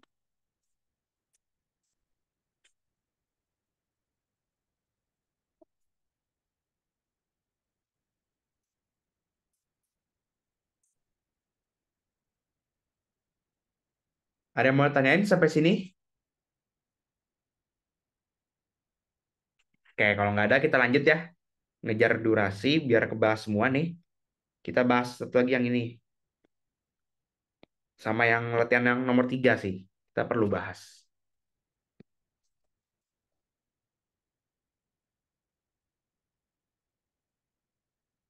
Oke, untuk yang ini aku langsung bahas aja ya. Sebuah sistem bintang ganda dengan inklinasi 60 derajat punya kecepatan radial teramati masing-masing segitu. Periode sistem bintang gandanya 6 tahun, kita diminta buat cari masa masing-masing bintang, terus bintang mana yang lebih masif. Sekarang kita tulis dulu K1 misalnya untuk yang pertama. Ini berarti adalah 10 kilometer per second. K2 berarti ini adalah 45 kilometer per second. Sekarang kurva kecepatan radialnya lebih besar yang K2. Maka M1 itu akan lebih masif daripada M2. Kemudian dikasih tahu inklinasinya 60 derajat. Periodenya 6 tahun. Nah, V1, kita cari V1 pakai K1 ya. K1 itu adalah V1 sin inklinasi. Berarti dari sini V1-nya adalah K1 per sin inklinasi. Dapatnya adalah 10 dibagi sin 60. 11,547 kilometer per second. Oke, ini ada yang hitungin. Thank you. K2-nya V2 sin I. Dari sini V2 sama dengan K2 per sin I. Maka ini adalah 51,9 kilometer per second. Nah, dari sini sebenarnya kita eh, kalau mau nyari massa, kita tuh bisa hubungin gini. V system itu adalah V1 tambah V2 dengan V itu adalah 2pi A system dibagi periode, gitu ya. Berarti dari sini apa? Kita punya A itu adalah V1 tambah V2 dikali pi, dikali T per 2pi. Maka dari sini kita akan dapat A-nya. Kita akan dapat A-nya, kita ubah satuannya, samain aja ya. Yang ini tahun, yang ini kilometer per second. Kita ubah jadi kilometer per second. Berarti kita ubah jadi kilometer aja ya. Berarti ini 11,547 ditambah 51,9. Kita pindahin. Dikali T-nya. T-nya kita ubah ke detik. Dikali 6 dikali 365,25 dikali 3600 dikali 24 per 2pi. Maka A-nya adalah 11,547 ditambah 51,9 dikali 6 dikali 365,25 dikali 3600 dikali 24 dibagi 2pi. Bagi 1,5 kali 10,8. Aku dapat A-nya adalah 12,75 AU. Aku dapat A sistem, aku bisa cari massa sistemnya. Pakai A pangkat 3 per T kuadrat sama dengan M sistem. M1 tambah M2. Berarti dari sini dapat M sistemnya adalah 12,75 pangkat 3 dibagi periodenya 6 tahun ya, 6 kuadrat. Dapat M sistemnya adalah 57,57 massa matahari. Gitu.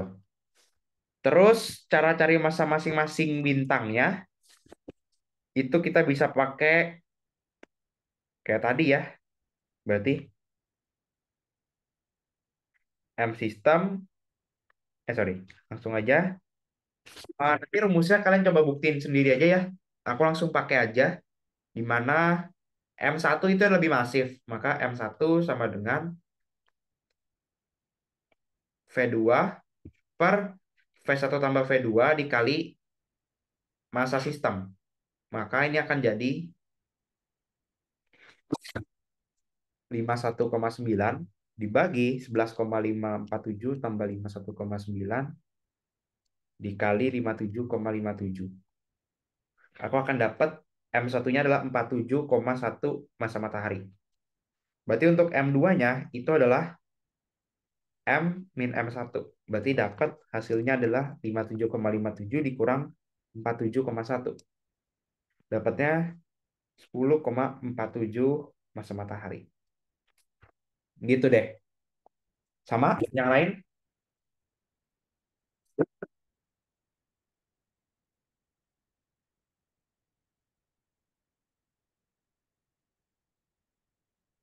Gimana?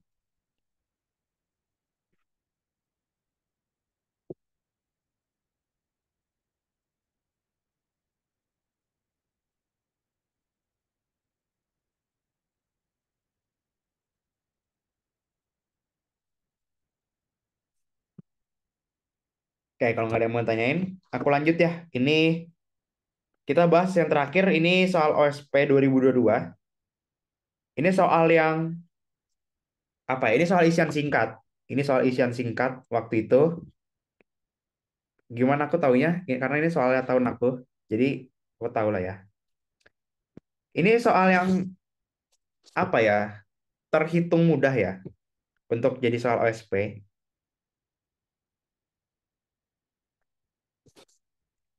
Aku yakin mungkin beberapa dari kalian juga pasti bisa ngerjain soal ini. Nah, kita langsung aja bahas. Andaikan kamu seorang astronom yang sedang menelaah sistem bintang ganda gerhana. Setelah mengamati sistem bintang ini secara spektroskopi selama beberapa tahun, kita dapat informasi dari A sampai D ini. Yang pertama, periode orbitnya segitu, terus dia punya kecepatan Doppler yang berubah dari segitu sampai segitu. Nah, terus di sini bintang duanya juga segitu kecepatan Dopplernya. Kecepatan Doppler itu kalau kalian bingung, itu kecepatan radialnya ya. Kecepatan Doppler itu kecepatan radialnya. Terus orbitnya lingkaran. Nah, sekarang kita ditanya A1-nya berapa? Sorry, R1-nya berapa? R2-nya berapa? M1-nya berapa? M2-nya berapa? Sekarang inklinasinya berapa? Ada yang tahu nggak?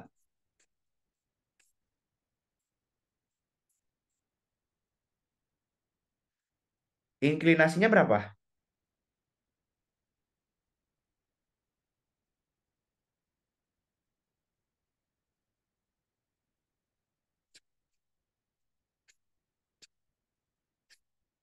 90. Tahu dari mana?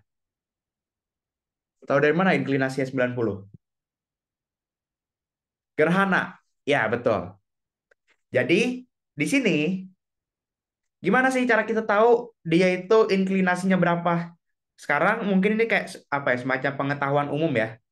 Kalau bintang ganda gerhana,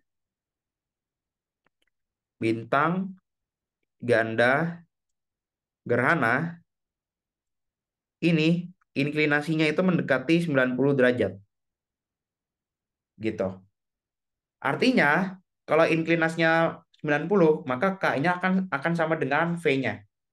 Maka ini kecepatan Dopplernya itu sama aja kayak kecepatan aslinya. Ya udah, tinggal kita pakai aja deh, gitu kan? Sekarang berarti kita punya V1-nya. Kita ambil besarannya aja, karena plus minus itu cuma nandain arah. Kita ambilin besarannya aja 20,4 dan 6,8. Maka V-nya adalah V1 plus V2, yaitu 20,4 ditambah 6,8, maka akan dapat V-nya adalah 20,4 tambah 6,8, yaitu 27,2 km per second. Kemudian V itu adalah 2πr per T. Maka R-nya adalah V dikali T per 2π. Tinggal dimasukin aja semua angkanya. Satuannya ingat disamain ya. Satuannya disamain 2π, sorry, 27,2 kali 365,25 kali 2,63 kali 3.600 kali 24 dibagi 2π. Terus ubah aja ke AU dibagi 1,5 kali 10,8. Dapat R-nya 2,4 ya. R-nya 2,4 AU. Nah, R di sini itu adalah R1 plus R2. Nah, cara nyarinya gimana? Sekarang kita tinggal pakai ini aja. Tadi kita tahu V1-nya kan? V1-nya adalah 20,4 km per second. Atau sebenarnya kayak gini juga bisa sih. Gitu kan. Berarti V1 itu adalah 2π R1 per T. Maka R1 adalah V1 dikali T per 2π. Kalau ini aku hitung, R1-nya akan dapat 20,4 dikali 2,63. Ya, R1-nya kurang lebih 1,79, bulatin aja 1,8 SA. Terus R2-nya, ya udah berarti tinggal R min R1. Berarti 2,4 dikurangin 1,8. Berarti R2-nya berapa? 0, 2,4 kurang 1,8, 0,6 ya. 0,6 SA. Berarti R1 dan R2-nya kita udah punya, gitu kan? Cari masanya, wah kalau udah kayak gini mah gampang ya. Kita tinggal pakai persamaan pusat massa, yaitu M1, misalkan M1 itu kalau kayak gini lebih masif siapa? Kalau kayak gini kecepatan Dopplernya lebih besar bintang 2. Berarti M2 akan lebih masif ya. M2 akan lebih masif. M2 akan lebih masif dari bintang 1. Maka M1-nya itu akan jadi R2 per R1 plus R2 dikali massa total. Massa totalnya dapat ini dari mana? Tadi dari sini ya. Kita tinggal pakai R pangkat 3 per T kuadrat sama dengan M total. Yaitu dapat 2,4 kuadrat, pangkat 3 dibagi 2,63 kuadrat. Dapatnya 1,998. Ya kurang lebih ya. 2 massa matahari. Berarti M1-nya itu 0,6 per 2,4 dikali 2. Berarti betul ini 0,5 massa matahari. Berarti M2 itu adalah M min M1. Berarti 2 min 0,5. Itu 1,5 massa matahari. Ini untuk M2-nya. Berarti betul ya. M1-nya, kayaknya M1-nya salah hitung ya. Yang ini ya. Salah solusi maksudnya. Gitu. Gini deh caranya. Cukup mudah kan ya untuk yang ini. Gitu. Gimana untuk yang ini? Ada yang mau ditanyain?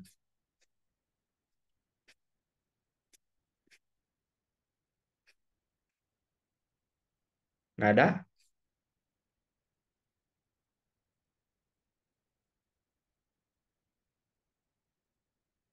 Oke. Kalau nggak ada, materinya sebenarnya sisa bintang ganda gerhana. Yang ini, tapi sebenarnya seharusnya bintang ganda gerhana tuh nggak akan keluar sih. Gitu. Ini bahkan keluarnya waktu kapan ya? Bintang ganda gerhana tuh waktu waktu OSN doang pernah keluar. Oh, OSP ada. OSP tahun 2023 gitu.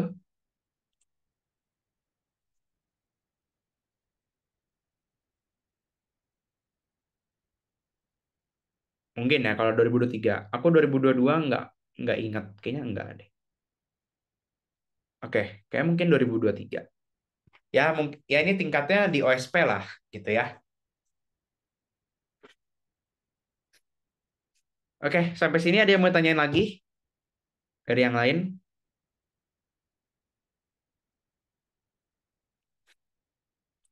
Oke, kalau nggak ada, aku stop recording dulu.